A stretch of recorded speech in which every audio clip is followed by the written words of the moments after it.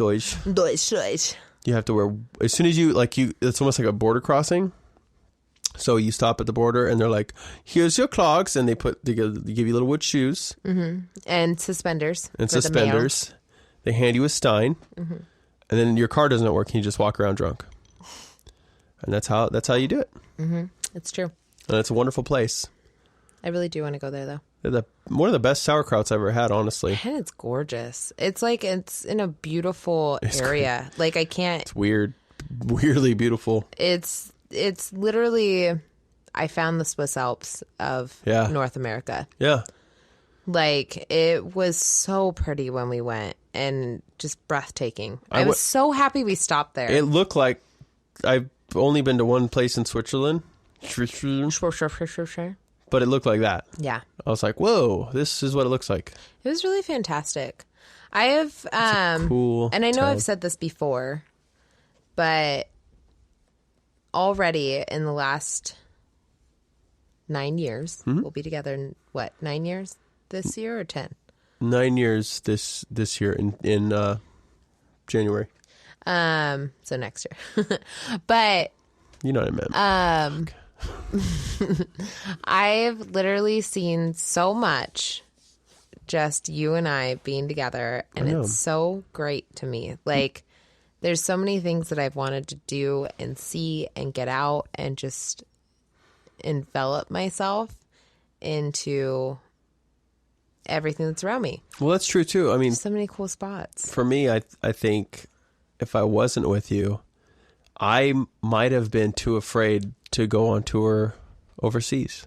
Oh, I love you. Even though it was harder because of you, it was like, I don't know, it gave me like the confidence to be like, I fucking got this. Well, and anytime you've ever come to me with something, even if it's about buying a bass guitar or a bass, I don't know. No, even like if it comes down to just buying a pedal and you're not sure if you want to do it, I've never been the type of person to say don't do it. Yeah. And I think that's also why you get me out of my comfort zone, is because I always tell you to go do it, whatever it is. Mm-hmm. Do it. I don't care. If you want to fucking be crazy and do your own album and do all this crazy stuff and work your ass off to make something of yourself, then do it.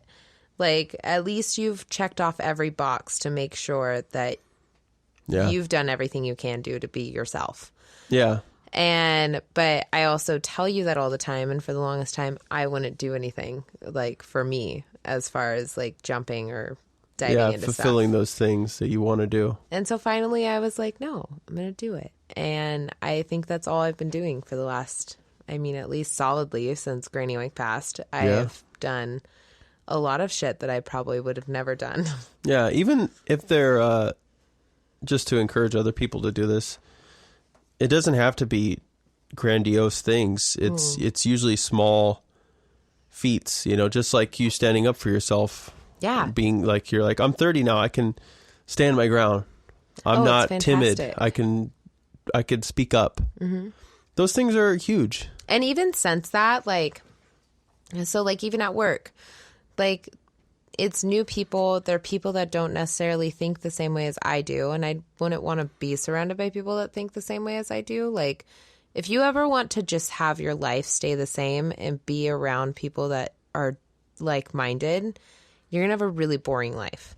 Like, it's fun to surround yourself with people that are higher up than you or that have a way different way of thinking than you.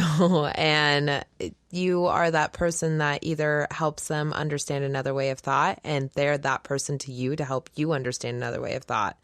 Like, I think that's where everyone's getting so fucking weird, is that you don't sit there to take that moment and understand someone else's side. And the minute you start listening to other people and like why they think the way they think, and then you explain why you think the way you think, and before you know it, you've just helped someone understand someone else's situation. And so it's like this big, like, everyone's like, be nice to everyone. And I get that. We should. Everyone should definitely be more nice and understanding to other people. but also stand your ground and have your own opinions. Yeah, don't just get walked on. Why someone else has opinions as well. Like we can all coexist. Yeah, do it. You can correct people thoughtfully. Mm-hmm. You know, you go, hey, you're not the boss of me. Yeah. And that's okay. Mm-hmm. I'm not gonna do that. You're wrong. But it's it's weird. It helps them too, because I do shit that's stupid sometimes. So like it's Sunday right now. Tuesday, this last Tuesday, I stood up to someone. And from that moment on, even at work, I started becoming my own person. Like, it was like, okay, like you moved here, you already did a huge thing that someone probably wouldn't do in their lifetime. So you've already jumped that hurdle. You've been through way worse. Like, just be yourself. Like, be your own person. And if that means you cry in front of your coworkers because you're frustrated with an account you have, you cry in front of your coworkers. And now my coworkers know that if I'm really mad, I'll cry. If I'm really sad, I cry. If I'm really happy, I cry. There's no middle ground. I just cry. And so, but the last 3 weeks, I cried a lot in front of my coworkers. And now I feel like those coworkers, regardless if they know it or not, they're going to be my friends for life because they've now seen me in those states. And it's weird. Like, it's weird to finally notice, like, when I worked at Ritual, the minute I met people, I was like, oh, I love you. I'm going to hug you. Like, so open, so in your face, so attached, so quickly. Yeah. And I mean, you made good friends over it. Yeah, exactly. And so that's one way that I've dealt with things. And this way, I'll be at Provisional for a year in December. And I am barely starting to show who I really am. Like, that's just so weird to me. I feel the same way. But it's one of those things that you got to grow into, I guess. Yeah. I don't know. It's hard for me. Like, I'm crying right now. I'm just kidding. Jesus. I'm kidding. I've always been a person to like hold the bell raise. They said it the best. They're like, you hold your cards close to your chest no matter what. And I'm like, I guess I do. Like, even if I'm open about, like, I feel like I'm being open. You're open with the right people. Like when you and I met, very open. Well, I'll tell you what I want. Mm-hmm. I'm not going to tell you why or how. Sure. Or the details of how I got to that point or what I'm going to do after that point. Mm-hmm. But I just give you the rough picture. And it's just like, this is because I don't even have it figured out. That's for me. That's not for anyone else. That's for me. Yeah. But figuring out life and I think one of my biggest hurdles that I'm going to have to come up with next. So I hold things close, which is fine. I don't think there's anything wrong with that. Except for I might close myself off to some things in life, maybe. But the next hurdle for me emotionally is embracing my anger in a healthy way. Yeah. Because I always bury it. And then you. Oh my God, no. I know. But it is one of those things where I've controlled it really well for like 20 years or whatever. Yeah. Or maybe not that long. I've controlled it really well for the last, it's tapered into the last 10 years or whatever, but maybe 14 or years that I've controlled my anger. But there's moments where when I do get angry, I have to bury it. Otherwise it goes to 11. It goes way the fuck up there. And then I lose control of myself. I hate that. Yeah. But I was like, if I can control that anger instead of just burying it and closing off and going mute and just shutting down, like actually, like harness it almost. Yeah. Like, okay, I'm pissed. Now I'm going to talk. This is going to be the cheesiest thing I've ever said in my life. But you know, like when, your face. So it was like in Vampire Diaries. So you start with that, you're fucked. I swear to God. It was like in Vampire Diaries where he was like, when you're angry, when you're a human, you take that anger and you harness it. And that's like where you get your speed from. Oh my God. It's like, this is the dumbest thing I've ever said in my life. But you harness that energy and use it for something more, what's the word I'm looking for? You use it for something more Beneficial? Sure. Yes. It benefits your growth. I don't know. Yeah. I have a word, and I'm sure Madison's screaming it in her car because she knows exactly what I'm trying to say. But you harness that, and you basically just take that energy and you use it to go the next step in a positive direction versus negative. Yeah.